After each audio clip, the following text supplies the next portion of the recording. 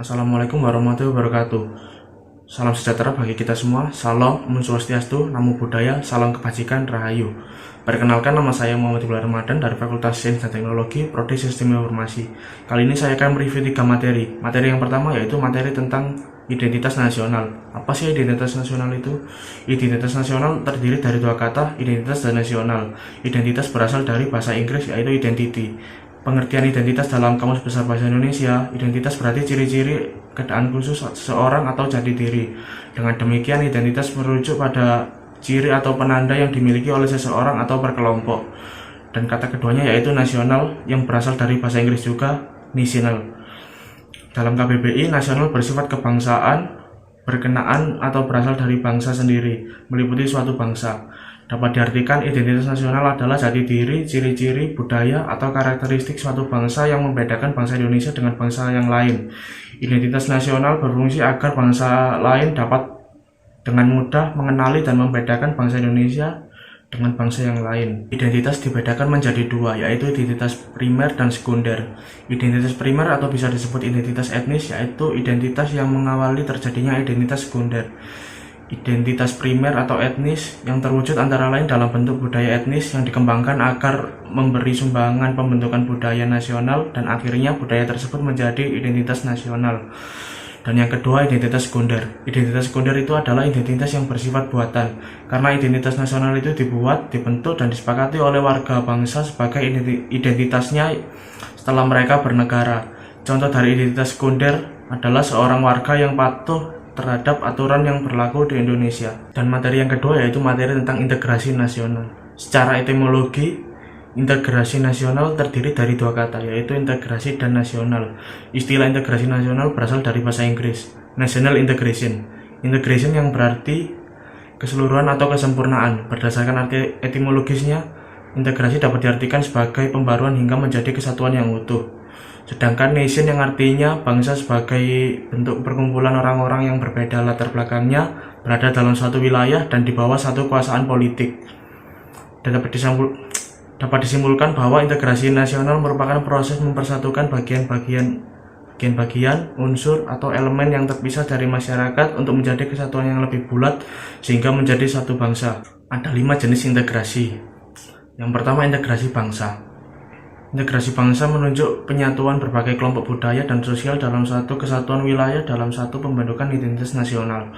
Yang kedua, integrasi wilayah. Integrasi wilayah merujuk pada masalah pembentukan wewenang kekuasaan nasional pusat di atas unit-unit sosial yang lebih kecil beranggotakan kelompok-kelompok sosial budaya masyarakat tertentu. Yang ketiga, integrasi elit massa. Integrasi elit massa merujuk pada masalah penghubungan antara pemerintah dengan yang diperintah, mendekatkan perbedaan-perbedaan mengenai aspirasi dan nilai pada kelompok elit dan massa. Yang keempat, integrasi nilai, menunjuk pada adanya konsensus yang terhadap nilai yang minimum yang diperlukan dalam memelihara tertib sosial. Yang kelima, integrasi tingkah laku atau perilaku integratif, menunjuk pada penciptaan tingkah laku yang terintegrasi yang diterima demi mencapai tujuan bersama. Selain integrasi ada juga disintegrasi. Jika integrasi berarti penyatuan, kepaduan antara elemen atau unsur yang ada di dalamnya, disintegrasi dapat diartikan ketidakpaduan, keterpecahan di antara unsur yang ada. Jika integrasi terjadi konsensus, maka disintegrasi dapat menimbulkan konflik atau perseteruan dan pertentangan. Disintegrasi bangsa adalah memudarnya kesatu paduan antar golongan dan kelompok yang ada dalam satu bangsa yang bersangkutan. Gejala disintegrasi merupakan hal yang dapat terjadi di masyarakat. Masyarakat suatu bangsa pastilah menginginkan terwujudnya integrasi. Namun dalam kenyataannya yang terjadi justru gejala disintegrasi. Disintegrasi memiliki banyak ragam, misalkan pertentangan fisik, perkelahian, tawuran, kerusuhan, revolusi, bahkan peperangan. Agar tidak jadinya disintegrasi, perlu adanya pengembangan integrasi. Pengembangan integrasi dapat dilakukan melalui 5 strategi atau pendekatan, yaitu pertama, adanya ancaman dari luar. 2, gaya politik kepemimpinan. 3, kekuatan lembaga-lembaga politik. 4, identitas nasional. Dan 5, kesempatan pembangunan ekonomi. Integrasi bangsa diperlukan karena guna membangkitkan kesadaran akan identitas bersama, menguatkan identitas nasional, dan membangun persatuan bangsa. Yang ketiga yaitu materi tentang nilai dan norma konstitusional. Konstitusi adalah seperangkat aturan atau hukum yang berisi ketentuan tentang bagaimana pemerintah diatur dan dijalankan.